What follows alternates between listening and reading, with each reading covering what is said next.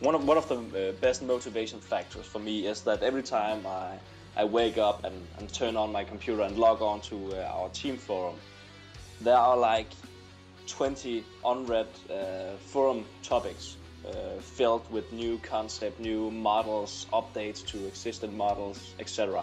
And it all looks so amazing that you really want to push it that extra mile. We're of course gonna as we have something that we think is shareable, we're gonna share that with the community. So don't hesitate to at least go to our Facebook and just follow this project. If you're a Duke Nukem fan, just sign on and show us return. We're gonna of course show you our support, and we're gonna share these things that we're seeing on daily basis with you guys, so we can keep you guys motivated as well. Here on the falling rope, I think we should talk a bit about the concept that we just released on Facebook, about the Ripper weapon. Just do you guys, Adam, do you have a few comments on that? Yeah, actually, it was my favorite weapon in the game. I would I would just throw in the cheat to get all the weapons, and I would just use that one all the time. It was just the sound of that thing and just beating the hell out of these zombies with, thousands of bullets a second. Like, it's what it sounded like, at least. Yeah. So, but yeah, like, actually, once I heard that the concept for that was going to get made, I was just so excited. And we just kept seeing, like, little bits of it as it was being made. And then finally, when we saw the final concept, we had, like, isometric and all these views. And it just looks great. And the guy that's modeling it right now, like, his model just is phenomenal. And I just can't. You were actually a modeler on this weapon before the current modeler, so you had hands on with it. Yeah. I started modeling it and gave it on to Nick Quackenbush. Nicholas Quackenbush. But and the most awesome thing is, I think a couple of hours ago I logged into the forum to see the progress.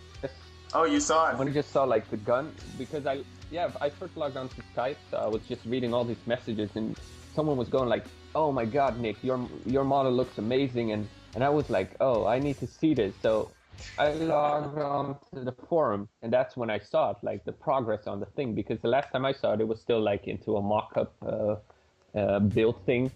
It was just roughly blocked out, but now when I saw like most of the detail in there, it was just so amazing. I mean, I can't wait to give this to the animators and then have it in game so we can see how it looks and then get the sound effects on there and then just take it for a run, basically. I mean, that's what we're striving.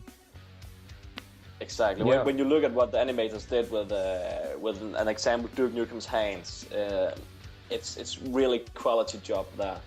I think our lead animator has an amazing talent, and by working on a few of the bigger projects out there before working on Duke Reloaded, he surely has the experience to make this thing seem really awesome. But it's looking great, and the detailing is just insane, and I like the autos that the concept artist did for the concept. One thing is drawing a concept for a weapon, making it look cool. The other thing is doing the views, the side view and top view, and knowing that when a modeler gets into these views, it's gonna look exactly like the hand-drawn concept. And our concept artist is really good at that. Yeah, and like I said before, we're so excited, but we're trying to hold back a bit because we want to share the moments that we think is share worthy. So we don't want to share too early at this stage because things might change and people might get disappointed. But as soon as we know something's locked down and we've talked to the leagues and everyone has their vision on it and everyone agrees on the model, that's when we show the community what we're working on. And hopefully the community can just stay with us and stick along and see how this progresses from something that started to go just a couple of weeks from some stuff that Fred did into hopefully a game with a menu and all, because when I run our test maps these days and I see the menu, it's just, I mean, that's what keeps us going, and that's especially what keeps me going and keeps me. You gotta remember the working. menu. Yeah, definitely The the most menu. memorable part of any game. Yeah. I'm happy to work on the menu. Thank you guys. And of course, you can't forget the official sanction from Gearbox. That must be quite a relief. Yeah, we actually got some news about that.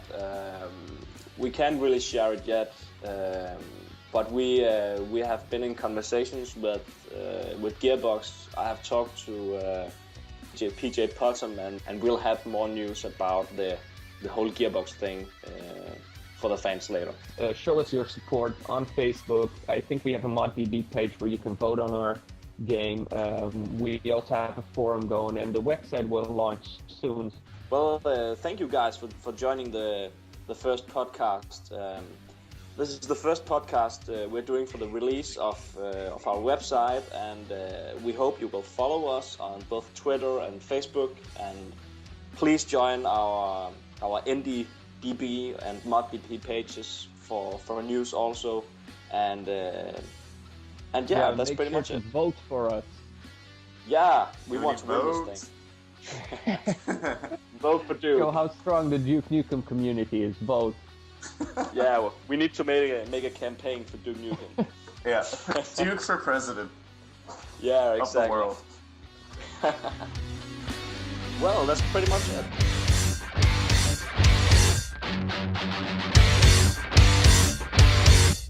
I always said if there's a way to go, it would have something to do with women, whips, and oil.